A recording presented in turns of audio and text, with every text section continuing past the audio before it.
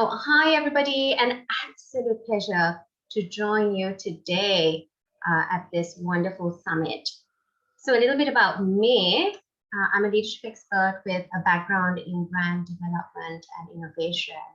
And having worked in a Fortune 100 company myself, I really get to work with aspiring women in leadership and middle management to help them create magnetic personal brands without expensive PR agencies. And I also teach professionals around the world how to fast track their career without spending years climbing the corporate ladder. I'm also the founder and CEO of Women Empowered Global. I'm also the founder of 1 Million Women in Power, as well as an innovation coaching consultancy global business. Today, I'm so excited to focus on talking about sustainable business practices as it relates to specifically breaking the gender bias as it relates to women's equality, gender equity. As you know, just hearing about my profile, my background, and the kind of work I do, it's common sense to see why I'm so passionate about this SDG focus, which is SDG 5. So looking more in depth into the kind of work that we do at Women Empowered Global, it's an organization I founded because as a founder, I noticed a gap in the system, which was needed for women to thrive, specifically in the marketplace, more impactfully, and increase the representation of women in decision-making roles. Hence, I founded Women Empowered Global, which is a global organization that empowers women around the world through education, career advancement, and entrepreneurial programs with a network reaching over 40 countries across 6 continents. Now, I want to give credit to the amazing global team that has been supporting me. If you wonder, the kind of work I do in the space of DEI and the impact we're making as a global organization, Women Empowered Global really is an ecosystem. And you've heard the phrase, no woman is an island. It takes a village, and Women Empowered Global is certainly a global community of women and allies in tech, innovation, business, corporate, and nonprofit sectors, building strong bonds, brands, and businesses. So these are focus pillars. So when we think about diversity, equity, and inclusion, one of the areas I specialize in is specifically lending to gender parity and women's equality. And it's so wonderful to see that even in today's summit, we have representation of so many different cultures, so many different industries, and that gets me excited. So I want to emphasize the importance of founders driving sustainable development goals through best practices and why sustainability is important to business success with respect to the domain and industry sector. Because as leaders, we come with influence. And if not us, then who? And if not now, then why? That is my mantra, even in leadership. And I tell this to people. And we talk so much about the change we want to see in this world in our lifetime. As human beings, we have a tendency to hold everyone else to a very high standard, isn't it? We appraise and praise business models that talk a lot about the triple bottom line, as it were. We love to hear business models that talk about people, planet, and profit. But then again, pointing fingers back at ourselves. I think it's an interesting thing to think about the difference between a leader who holds positional and situational power and authority versus a conscious leader who operates out of authenticity and trust. So I want to talk more about the problem, the challenge we have as it relates to gender parity and gender equity. A quote by Alan Watts: there is a price to be paid for every increase in consciousness, but we cannot be more sensitive to pleasure without being more sensitive to pain. I want you to think about that. So today, ladies and gentlemen, I truly hope my presentation will give you more awareness and nuance about the need for diversity, equity, and inclusion as it relates to gender equity and women's equality, and the need to together break that bias and explore meaningful, sustainable best practices, which I will be sharing with you as we go along. So let's first understand, to those new to this concept or new to this language, Senela, what is diversity, equity, and inclusion? What does it mean? Let me tell you.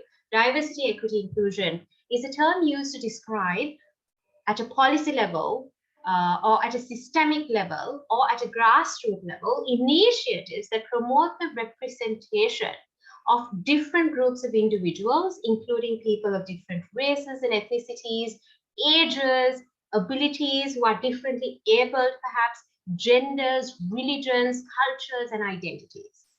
That's what diversity, equity, and inclusion is all about. The more diverse workforce, what we advocate for is the more inclusive workforce, what we advocate for is the more innovative workforce for better yield. Now, what do we mean by gender bias exactly? There are so many different biases out there. To name a few, in fact, we just concluded a 4-part series on unconscious bias at our 1 Million Women in Power forum we run every Friday with leaders from around the world discussing bias, because it's a huge area. We have implicit bias as well as conscious bias. Now, again, let me help you understand more about what type of biases are out there. You might relate and resonate with some of these at a conscious level and also at a subconscious level as a founder and in leadership. You get things like affinity bias, confirmation bias, conformity bias, which runs through a cultural narrative and the compliance narrative as well. Then you get the halo effect. And what that means is, for example, having a sharply dressed co-worker who might be judged to be more competent just purely based on how they, match their colored tie to the shirt or, their clothing to the handbag. Based on how sharply dressed they are. That's the halo effect. And also you get the gender bias, of course, which is the prefix of my presentation today. And then also, believe it or not, ladies and gentlemen, ageism, age bias is also a thing. Oh, he's too young for leadership. She's too young for leadership. She's too young to put into on a board position in a VC. As a venture capitalist firm, we can't recruit somebody into our board who's that young, who doesn't really fit the more elderly, oldest, age stereo bracket. So I want you to think about this. Then you have things like unconscious biases around name bias, believe it or not, beauty bias, height bias, crazy as it might sound, non-verbal bias. That's the non-verbal cues, how you're standing, your postures, people are interpreting your behaviors, your personality based on your physical projection, your non-verbal cues, believe it or not. Then authority bias, and also the overconfidence bias. I mean, this blows my mind when I think about the impact and influence that unconscious bias can have when it comes to decision making, hiring, and that sort of thing. So I want you to be mindful today as a founder connected to this summit today.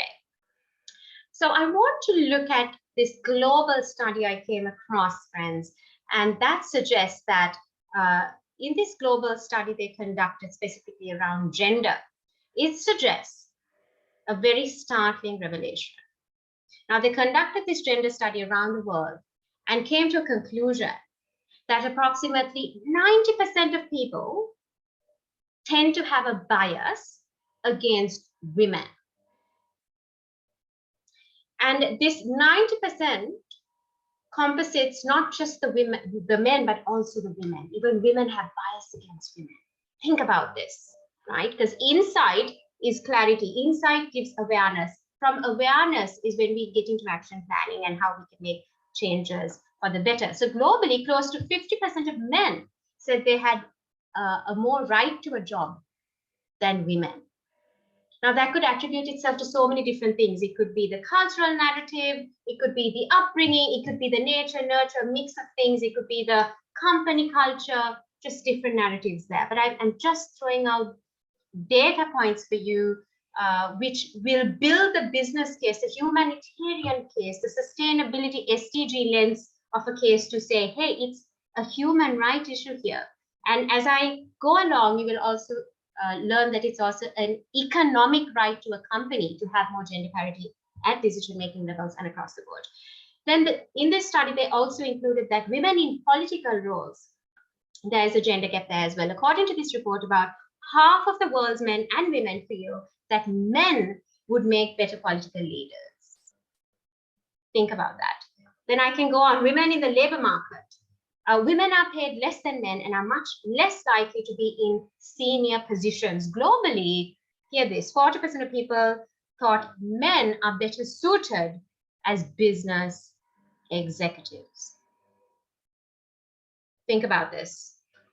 I want to reinforce this further to tell you, what's really happening out there, because perception also influences decision making. I want you to think about that as founders in the room today. So how can we then reduce this gender gap? It makes absolute economic sense. There's a powerful business case here to reduce gender gap, to break that gender bias. World Economic Forum published data that suggested that companies with more women on boards perform better. Companies with strong female leadership delivers over 30% higher return on equity. But why are we still seeing this gap? Women in the workplace, let me tell you about the problem. Research suggests that more than half of the women at the VP level had a tendency to hold staff roles, not line roles. What are line roles that are occupied predominantly by men? Line roles are those positions with direct responsibility to profit and loss in a business. Line roles are the positions in companies, in any scale, that get succession into decision-making positions. Now, that is where ideally we need an equal representation, and we need more gender diversity, we need more women populated. But unfortunately, we can see that about 2/3 of women in large companies start in these line positions, but subsequently, C-suite, when they reach C-suite, it gets reversed back into staff roles. Now, this is data insight for you. This is to create awareness. There is an absolute business case to break that bias as it relates to gender, and we need to see more diversity in decision-making capacity. So as the quote suggests here, if we truly want to hold hands on this mission to talk about sustainability, sustainable SDG 5 practices as it relates to closing this gender gap, challenging those destructive narratives, we need to look at what these gaps are. You get the degree gap when it comes to the academia side, you have the employment hiring gap, you have the retention gap, you have the founders gap, less women are in decision-making positions in VCs. Then you have the gender pay gap. On average, a woman in STEM earns 87% of what a man earns. Then talking about the retention gaps, women seek promotions less, they have succession less, they often stall in lower level positions and feel stagnant in careers. So I want you to think about that. So what are some solutions? What are some best practices? Reskilling, and that big fraction of women who leave the workforce to take care of the family and their children, how do we reskill them and get them back into the workforce? Powerful. That's sustainable as a best practice. How can we think about that? Then talk to women and girls and engage them more in policies and forums like this. How can we stop child marriage? Did you know that 1 in 5 girls are still married under 18 years in our generation? Think about that. This is happening before us. Raise aspirations of girls and parents. I know a lot of the South Asia regions, right? By and large, baby girls are raised to get married. Baby boys are raised to start a business. There's a paradigm shift there. Educate the parents, get women more into power positions. And as founders, we have a responsibility to be the change we want to see. And not just focus on results, but also focus on net contribution and impact. So in closing, ladies and gentlemen, what I'd like to remind you is a powerful call to action. I don't like to end keynotes unless I've given a very powerful call to action. And I like to call this my 4 C's as it relates to sustainability as founders connecting around the world. Number 1, the first C, get clarity on how you can sharpen your lens on sustainability. Transformation starts with self-awareness. As a founder, go out there, do an audit on your own business, do an audit on your leadership decision making. How many of them include the SDG? Think about that. So get clarity. Number 2, choose to challenge the status quo. Number 3, look at collaborations that would be a strategic fit to enhance your goals as a founder on sustainability. And finally, number 4, communicate and gain clout from your key stakeholders to make that sustainable difference. So in closing, I want to leave you with this beautiful Dalai Lama quote: love and compassion are necessities, not luxuries. Without them, humanity cannot survive. If you want to learn more about implementing DEI programs in your organization, designing a DEI performance matrix, feel free to connect with me. You see the QR code above to the right, and I would love to hear from you. And with that, I pass the talking stick back to the wonderful Aparna. Thank you. Thank you so much, Senela, for that very informative and powerful session about breaking the gender bias. I hope this makes our listeners realize and think about the biases they have, especially their unconscious bias against women. As women, we all have faced it at some point or another, and we have failed to make people understand it is a bias that is working. Let's start working together to break this bias, because as you quoted rightly, if not we, then who? If not now, then when? What a powerful statement. This is what makes us go on every day as we wake up. Thank you so much, Senela, for that very powerful presentation.